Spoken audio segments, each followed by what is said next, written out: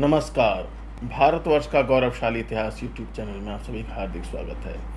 आज की वीडियो में हम हुंजा घाटी के लघु शिलालेखों के बारे में जानकारी प्राप्त करेंगे। हुंजा घाटी के लघु शिलालेख गुप्तकालीन ब्राह्मी लिपि और संस्कृत भाषा में है।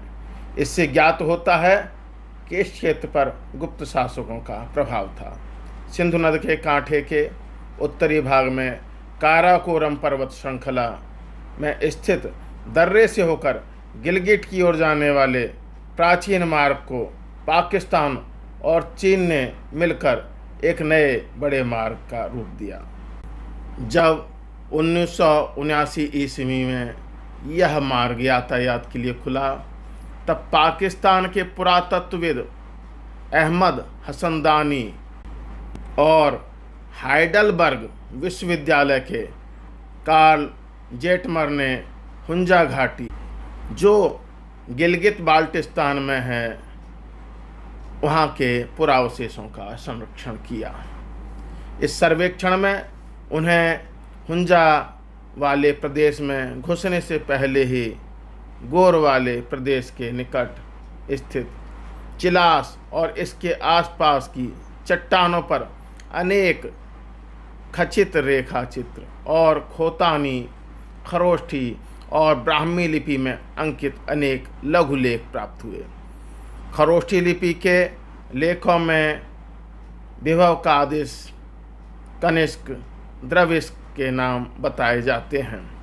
ब्राह्मी लिपि में अंकित लेख लगभग 60-70 हैं जिन्हें उन्होंने प्रकाशित किया। उनमें से यहाँ कुछ ही अभिलेख प्रस्तुत हैं। इस अभिलेख की संक्षिप्त जानकारी इस प्रकार है। अभिलेख का नाम है हुंजा घाटी के लघु शिलालेख या हुंजा कांठे के लघु शिलालेख। यह चिल्लास गोर वाले प्रदेश के निकट गिलगिट बाल्टिस्तान लद्दाख संघराज्य क्षेत्र भारत में है। यह क्षेत्र वर्तमान में अनाधिकृत रूप से पाकिस्तान के कब्जे में है। इस लेख की भाषा संस्कृत है, लिपि गुप्तकालीन ब्राह्मी है। इसका समय गुप्तकाल है और इसका विषय चंद्रगुप्त द्वितीय, हरिसेन आदि का उल्लेख है।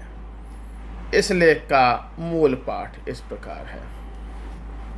सम श्री विक्रमादित्य जयति श्रीचंद्र। विक्रमादित्य श्रीचंद्र हरिसेन इह मचकम प्रतिष्ठितम।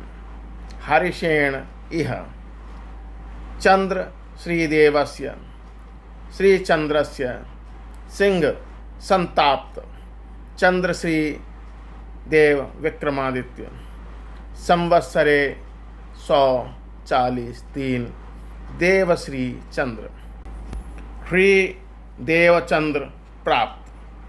संवत ससोम श्री देव प्राप्त। संवत्सर शते 40 श्रीदेव चंद्र संवत 104-3 सी संप्राप्त। संवत 143 श्री विक्रमादित्य जयति श्रीचंद्र संवत्सरे 140 हरिसेन चकम प्रतिष्ठितम। हरिसेन संप्राप्त यह चकम श्री चंद्र देवस्य समदेव श्रीचंद्र चकम यह संप्राप्त हरिसेन श्रीदेव चंद्र प्राप्त। इस लेख पर टिप्पणी इस प्रकार है। इन अभिलेखों में श्रीचंद्र, श्री विक्रमादित्य, श्री देवचंद्र विक्रमादित्य आदि नाम जो पढ़े गए हैं, उनमें चंद्रगुप्त द्वितीय के नाम की स्पष्ट झलक मिलती है। चंद्र और विक्रमादित्य तो चंद्रगुप्त द्वितीय का स्पष्ट नाम और विरुद्ध ही हैं। उनके लिए देव का प्रयोग भी उनके कतिपय सिक्कों पर हुआ है, जैसे श्री देवदेव महाराजाधिराज श्री चंद्रगुप्त में देखा जा सकता है। अभिलेख 14 में उल्लिखित श्री विक्रमादित्य जयत तो अविकल रूप से सिक्कों के लेख की अनुकृति है। साथ ही उल्लेखनीय यह भी है कि इन अभिलेखों के क्रम में कई लेखों में हरिशेन का भी नाम है। हरिशेन का नाम प्रयाग प्रशस्ति के लेखक का भी है। वह समुद्रगुप्त के काल में संधि विग्रहिक थे।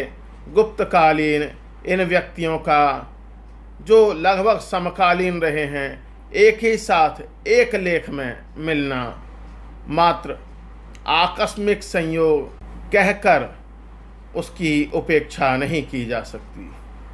यह अनुमान करना ही होगा कि चंद्रगुप्त द्वितीय विक्रमादित्य ने इस ओर कोई अभियान किया था।